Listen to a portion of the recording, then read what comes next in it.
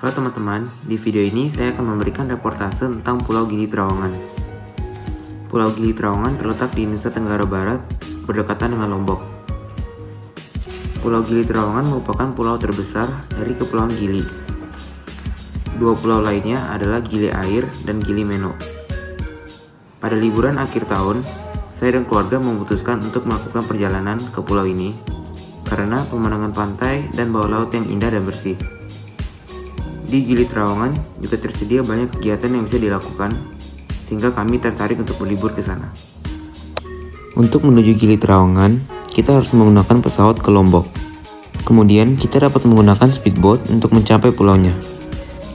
Perjalanan dari Jakarta ke Lombok memakan waktu sekitar 2 jam. Bandara di Lombok lumayan kecil, tetapi fasilitas yang tersedia lengkap. Sesampainya di Lombok, kami langsung menuju pelabuhan untuk menyewa speedboat. Setelah menyewa speedboat, kami memulai perjalanan ke Pulau Gili Trawangan. Proses penyewaan speedboat sangatlah mudah dan cepat sehingga tidak harus memesan terlebih dahulu. Saat perjalanan, laut di sekitar pulau terlihat sangat jernih dan indah. Waktu perjalanan ke Gili Trawangan dapat ditempuh sekitar 30 menit dengan menggunakan speedboat. Setelah tiba, Anda pasti akan heran karena jalan di pulau ini cukup sempit dan kecil. Kira-kira hanya selebar satu mobil. Dari pelabuhan ke hotel, kita hanyalah bisa menggunakan delman karena satu-satunya transportasi yang tersedia. Di Pulau Gili Trawangan, terdapat 2 hotel yang terletak di barat sisi pulau. Yang satu adalah hotel yang dimana kita bisa melihat pemandangan matahari terbit setiap paginya. Pemandangan yang indah dapat kita nikmati setiap pagi melihat matahari terbit di hotel ini. Hotel kedua merupakan sebaliknya. Di hotel ini kita bisa menyaksikan matahari terbenam yang memanjakan mata. Selain delman, terdapat penyewaan sepeda yang dapat digunakan untuk berkeliling pulau. Selama berkeliling pulau, terdapat restoran dan kafe yang kita bisa nikmati. Sesekali, kita bisa berfoto dengan latar belakang laut yang terdapat matahari terbit atau terbenam. Di salah satu lokasi pantai, terdapat sebuah ayunan yang sangat ikonik dan terkenal. Hampir semua yang mengunjungi pulau ini pasti akan mengambil foto di ayunan ini. Pasir di pantai sekeliling pulau juga putih dan bersih. Kegiatan yang kita bisa lakukan di Gili Trawangan ini juga banyak. Salah satunya adalah snorkeling.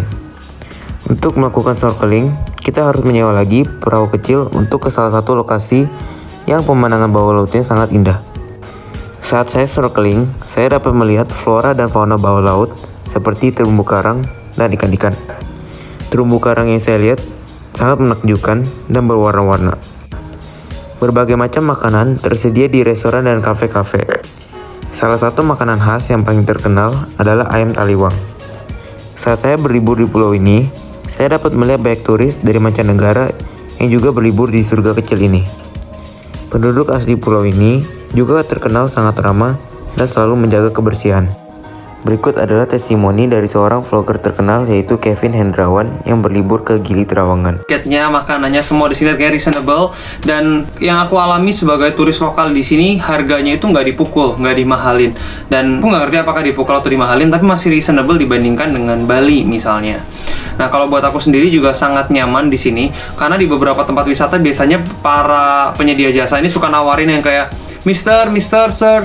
Kalau di sini tuh aku nggak ngalamin itu, nggak ngalamin yang namanya ditawarin. Nah, jadi di sini aku nggak kerasa diganggu dan aku juga bisa nyaman gitu loh. Kalau emang aku butuh jasa, aku memang hubungi mereka. Kalau enggak, mereka juga santai gitu. Jadi bener-bener chill, relax banget ambience-nya. Tiket langsung berangkat, tapi turned out to be very good. Dan aku sekarang moodnya bagus banget. Jadi buat kamu semua yang mungkin suntuk karena kerjaan bertubi-tubi, karena stres, karena banyak pressure, mendingan kamu let go barang 2-3 hari. Itu bener-bener refresh our mind. Manfaat video ini adalah untuk memberikan reportase tentang suatu tempat wisata di Indonesia. Sekalian dengan mempromosikan betapa bagus tempat wisata di negara kita. Harapan saya terhadap pariwisata Indonesia adalah semakin banyak orang mengenal dan mencintai tempat-tempat wisata di Indonesia. Marilah kita mengunjungi berbagai macam tempat wisata di Indonesia yang tidak kalah indahnya dengan objek wisata di luar negeri.